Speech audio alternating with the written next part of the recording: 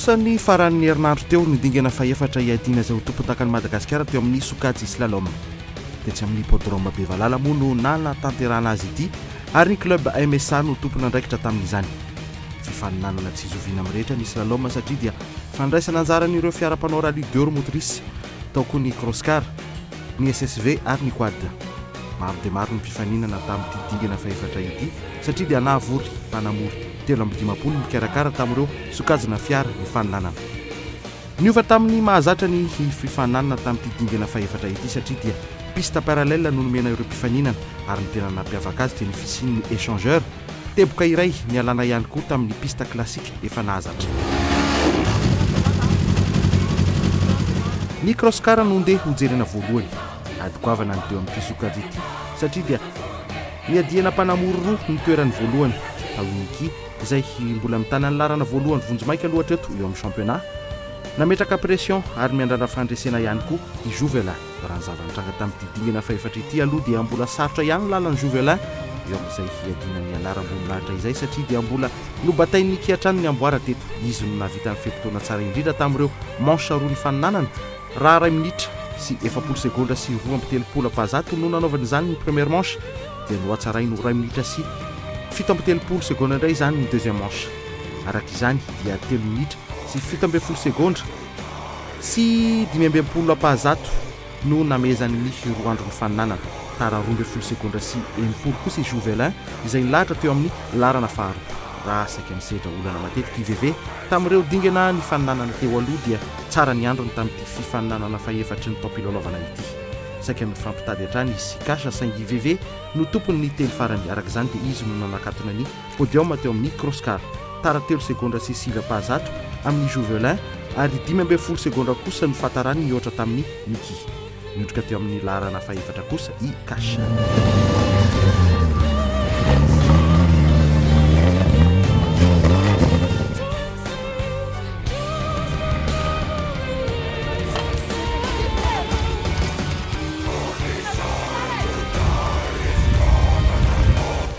Copilote narali no tena nafatarana ny tito dia nisoratra teo amin'ny crosscar ihany koa ny anarany isy Gepara no ny fandiny fiara isedra olana ny crosscar mety izy mianaka ireto nefa tokony ho tsara ny vokatra tsy ratsy dia nanao ahoana loatra fa tsy dia nisy ambiance safiro no izay olana izay. Tito no nanakatona ny top 5 teo amin'ity sokajy ity. I Joël kosa no tany amin'ny larana fahasy.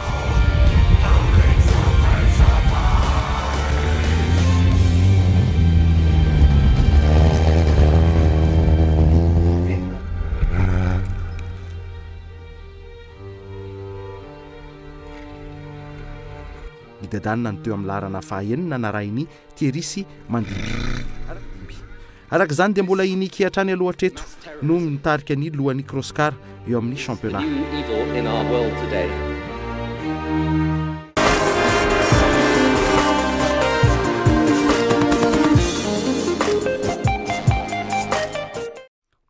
Raha izay ny momba niny sokajy crosscar iny, ny sokajy SSV sy ny quad indray no ndeha hojerena akaiky. Mpanamory telo hatrany no nifaninana nahitany ny Erika nitondra Yamaha YZF 450 izay mbola mitana ny larana voalohany vonjimaika aloha hatreto eo amin'ny championnat.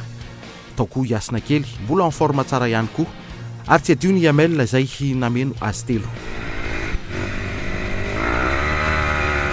Raha ny vokatra teo amin'ity sokajy ity dia mbola nanjakany Erika hatrany lalao.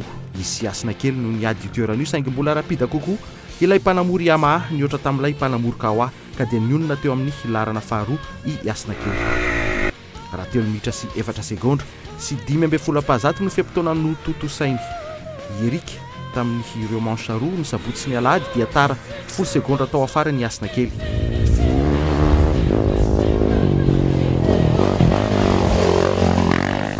Fito segonda taoriany Yasina kely kosa ny fahatarany Amel izay nilahatra teo amin'ny larana fahatelo.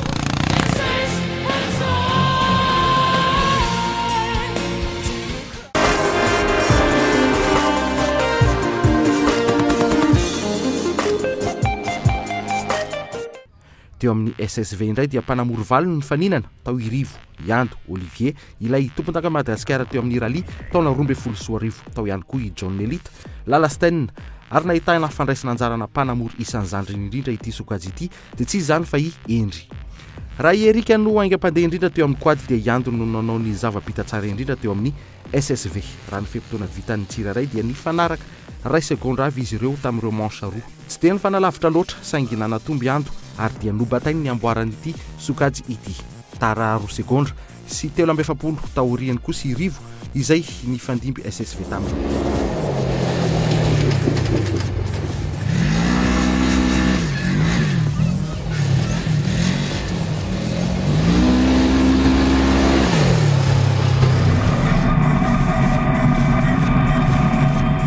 no nanakatona ny podium rehefa avy nifamango tamin'ny John Nelo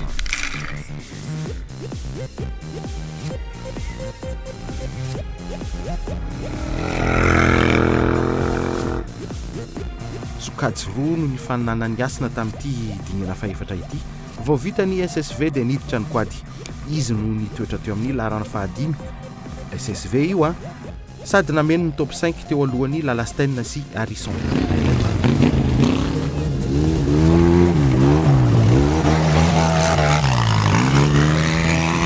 mpanamory SSV zandriny indrindra no nilahatra teo amin'ny larana fa avalo attention même mbola vao mitsapa lalana miboakely fa 8 eo izay ho tohiny amin'ny dingana manaraka mbola maka volontany aloha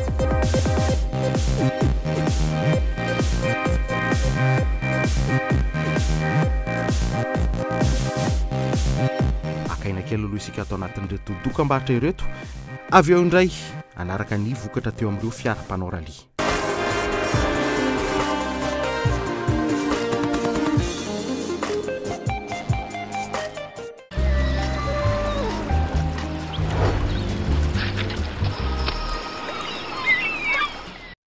Fima FM vous présente Grande foire de Madagascar. Back to School au Palais des Sports Mamas. Et fournitures scolaires à gogo pour tous les niveaux. Sur les meubles, habillement, bientôt.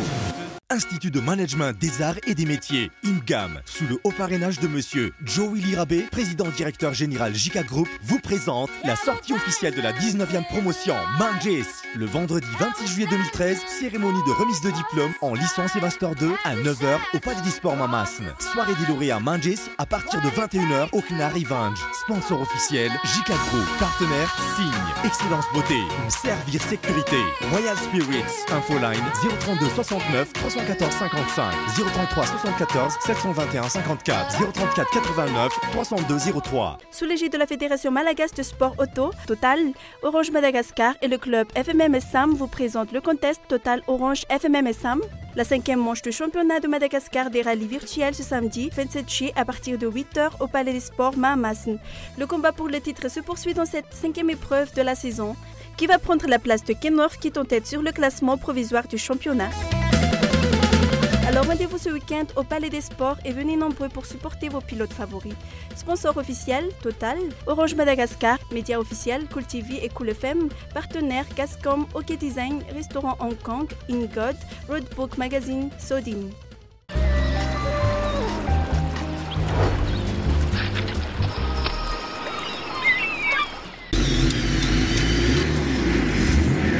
mbola ao anatin'ny slalom MSA dingana faefatra ny championnat 13 ihany isika raha hitantsika ny vokatra teo amin'ny crosscar SSV ary ny quad dia ny adygoavana teo amin'ny fiara-panao rally 2 motrice indray no nde omena anareo 13 ireo mpanamorona indray ny fiangana izay nisy sokajy maro tao ny M12 M11 izay maro anisy tokoa tao ihany koa ny M10 sy ny M9 nahitana fandraisana anjarana mpanamory vehivavy enina ihany koa ary ny propulse izay tompon'ny spectacle mpanamory 5 be izao no niadiny lohany tamin'ity dingana faefatra ity ary saika M11 avokoa no akabiazany na tamin'ny première manche na tamin'ny deuxième manche dia tsy nisy namontsana ny zava-bitan'ny sitraka NS nitondra lay Clio RS ary izy no nanao ny fotoana tsara indrindra 3 minitra sy 14 segondra sy 20 ary dia nobatainy ny amboaran'ity dingana faefatra ity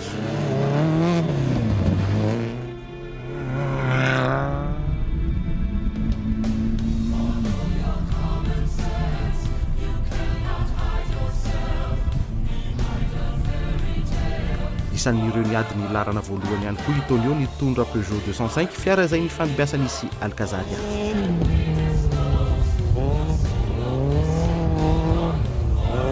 isan'ny nanao fepitona nitovy tamin'ny première manche isaka même nitondra R5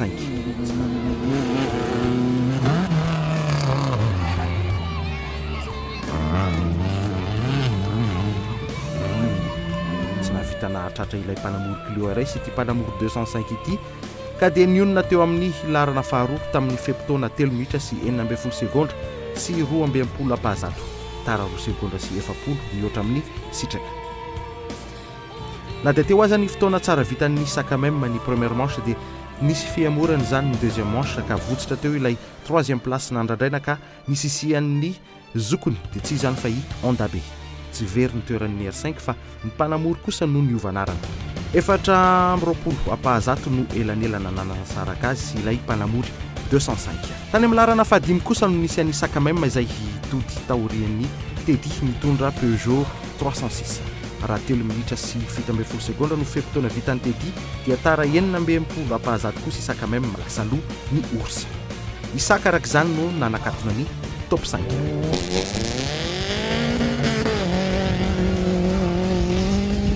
mafy ihany koa niady teo amin'ny Chris nitondra Peugeot 206 GT sy Geraldo nitondra Clio saingy Geraldo no nanatoky teo amin'ny fotoana vita ary dia izy no lasa alohan'ny Chris teo amin'ny larana fahenina no nisy ilay mpanamory Clio ary tara 2 segondra sy 3 apahazato tao afara ny Chris larana fahafito.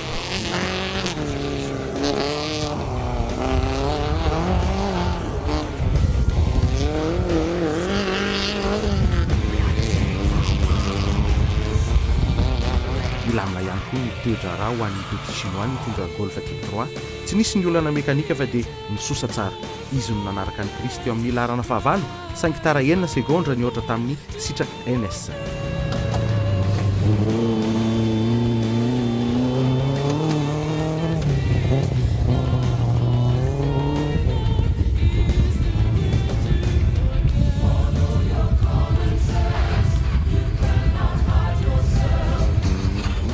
Teo amin'ny larana fahasivy kosa no misy an'ny Bonakely ilay mpifanandrana akaiky tamin'ny NS tamin'ireo dingana telo efa vita ity mpanamory sy atity ihany koa no batany amboarany M12 tamin'ity dingana faefatra ity.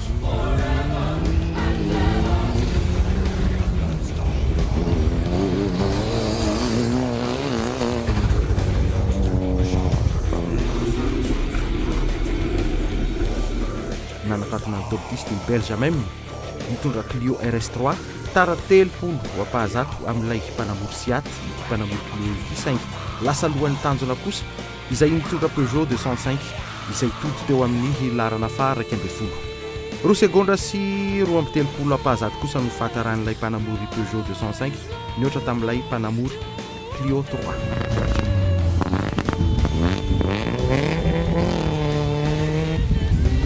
Jim nitondra Peugeot 106 kosa ny teo amin'ny larana fa 12.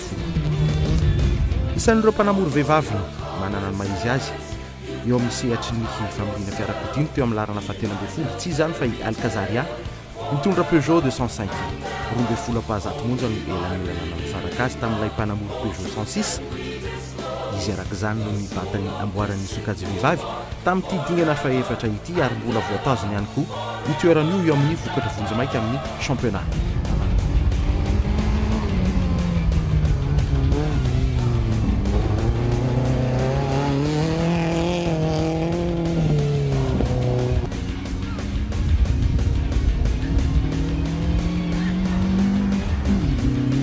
Nanaraka azy teo amin'ny larana fa 15 dia mpanamory Propulse marka nitondra Peugeot 504 izy no nibatany amboaran'ity sokajy ity.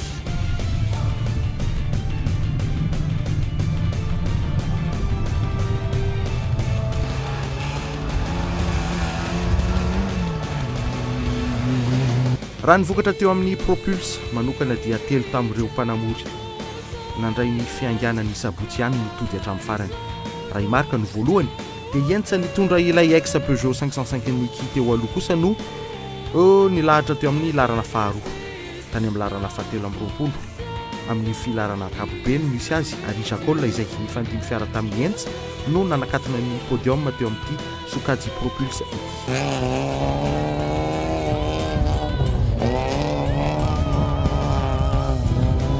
Toerana misy azy dia tany amin'ny larana fahadimy amby 20 teo alohan'ilay mpanamory vehivavy tsy izany fa iry mitondra Peugeot 206.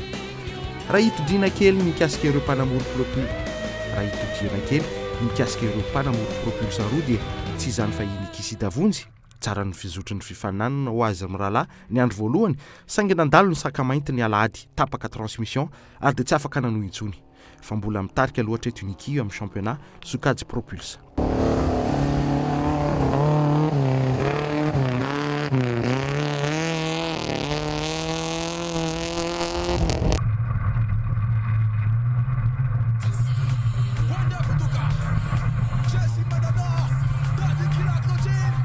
Iverenantsika ny teo amin'ny filarana tamin'ity dingana faefatra ity. I Solberg mitondra Peugeot 205 M10 no nameny ny top 15 dimy amin'ny valopolo pazato no nanasaraka azy tamin'ilay mpanamory propulse.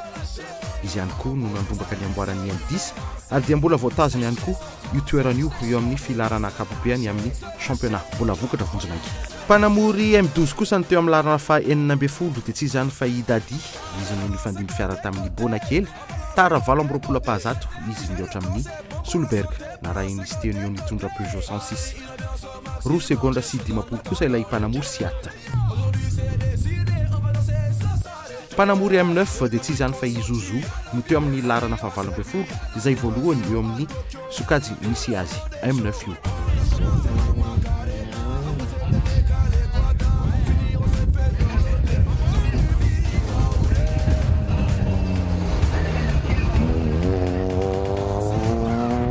Nanaraka teo amin'ny larana fa 7 kosa Ianja mitondra Lancia Delta M12 namen'ny top 20 dia inaksa ilay nifandimby fiara tamin'ny Iri Peugeot 206 Gami.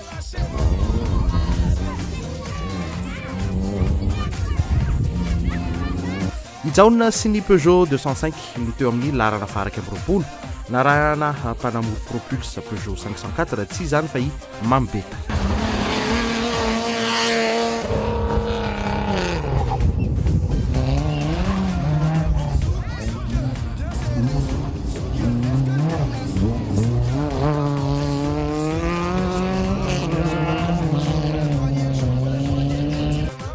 Rayal Kazaria no voalohany teo amin'ny sokajy vehivavy dia Iri ilay nitondra Peugeot 206 Gami no faharoa izy no nanasaraka ny Entsa sy Jacola teo amin'ny larana fa 420.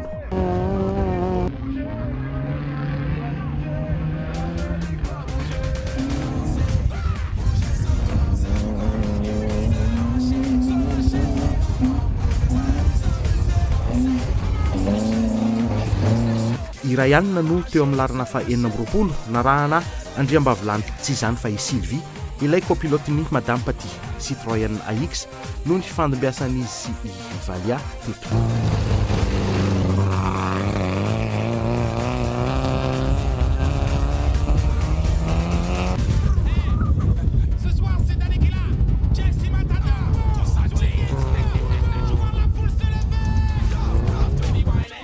Paty ny Visa Elefanta kosa no nanaraka ny Sylvie ary Valia no teo amin'ny larana fa 7 narahin'ny Rova mitondra Peugeot 106 larana fa 30.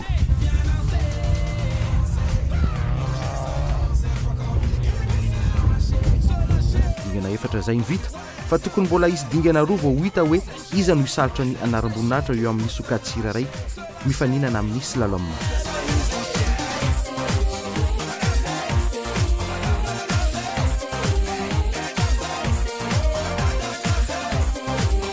Zay momba dingana fa efatriny fa mametraka ny mandram-piona dia amin'ny heriny toy izao indray. Veloma tompoko.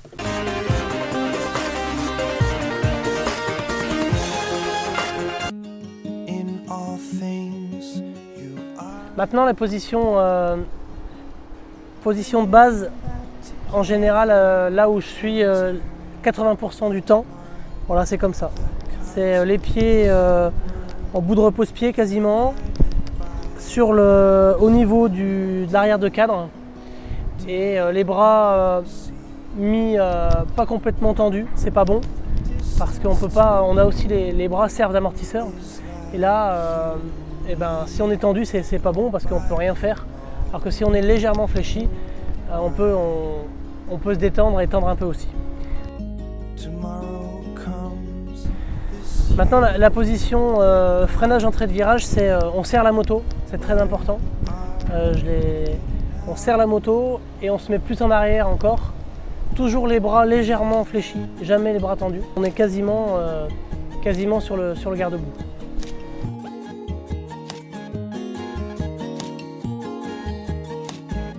La position d'après freinage, en fait, quand on vient s'asseoir dans un virage serré par exemple, eh bien c'est vraiment un changement assez rapide où on est complètement en position arrière et où on vient se mettre devant, étendre la jambe. C'est vraiment comme ça, quoi. On revient, on est derrière et on se passe comme ça.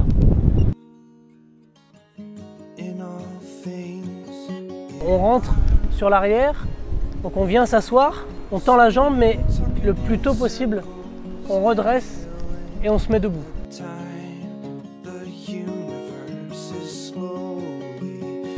Dans une courbe pas trop serrée, je dirais qu'on est milieu de selle. Je dirais qu'on est milieu de selle et une fois de plus encore debout, quoi. Il faut vraiment se faire des jambes pour être au maximum debout, pour anticiper le moindre obstacle, le moindre trou. Et voilà, c'est avec les jambes. Les jambes, c'est le troisième amortisseur en fait.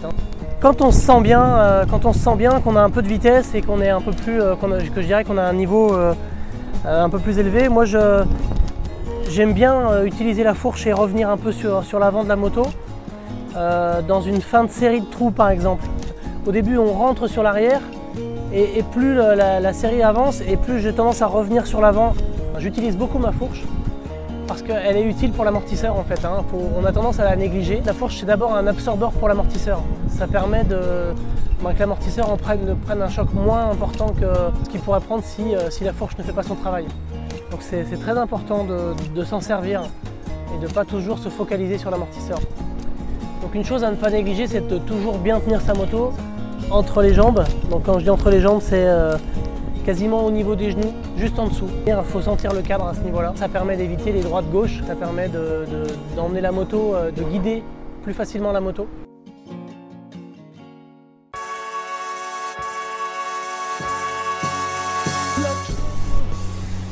Donc quand j'arrive sur le départ, il y a un endroit, donc la plage, il faut toujours se mettre à un endroit où c'est dur. On ne va pas chercher du sable mou, donc c'est en général 3/4 vers le bas. Et une fois que j'ai trouvé ma position, j'essaie d'avoir un peu d'espace autour de moi, que ce soit pas trop, qu'il n'y ait pas de guidon, qu'il n'y ait pas de choses comme ça. Qu'il n'y ait pas quelqu'un qui me gêne pour le départ. Après, je suis attentif. Je suis attentif à ce qui se passe. S'il y a un panneau 1 minute ou 30 secondes, en général c'est jamais vraiment pareil, donc il faut toujours être vraiment vigilant que le départ, ne pas rater son départ. C'est pas comme un départ de cross, c'est un petit peu plus, c'est un peu moins évident, c'est un peu moins sûr. Une fois que je sens que ça va pas tarder à partir, qu'on est dans les 30 secondes, j'embraye et je lève mon pied en fait, et je passe pas la vitesse tout de suite. Parce que si jamais ça part pas tout de suite, au moins ça permet de ne pas chauffer et de prendre de la garde à l'embrayage. Et donc moto démarrée, embrayage et le pied prêt à passer la vitesse. Donc je prends mon embrayage à pleine main, parce que si au moment où je passe la vitesse, il faut bien sûr que ça n'avance pas tout seul et il faut que la vitesse passe bien. Donc voilà, pour ça que je me tiens embrayage tenu complet.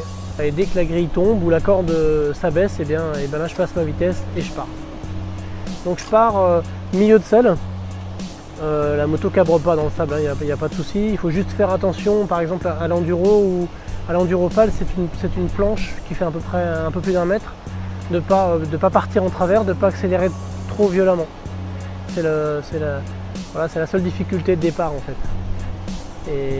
Et ensuite, dès que je suis parti, donc je me positionne un peu plus en arrière, assis, et je passe mes vitesses et j'essaie d'aller chercher toujours un sable dur pour prendre de la vitesse. Et là, au moment du départ, on est assis, bien sûr, on n'est pas debout, mais quand même très vigilant parce que ça va vite, donc on est légèrement en appui.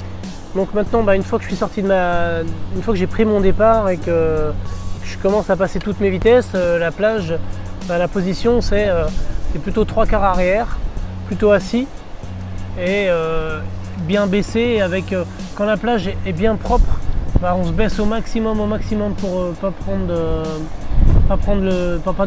devant et prendre la vitesse maxi de la moto.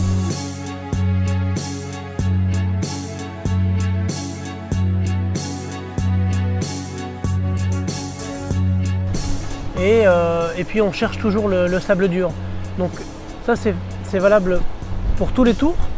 Et surtout, une fois qu'on a trouvé une bonne trace, bah, on essaie de la garder parce que la plage évolue, les traces se font et si on ne connaît pas, si on prend une fois à droite, une fois à gauche, on ne sait pas trop où on va et du coup ben, on n'arrive pas à prendre sa vitesse maximum parce qu'on ne connaît pas. Donc en général, une fois qu'on a trouvé un endroit sur la plage, il faut toujours passer au même endroit. Pour les pilotes qui ont des deux temps, quand on arrive au bout de ligne droite de freinage, ben, on met des coups de gaz, on coupe pas d'un seul coup.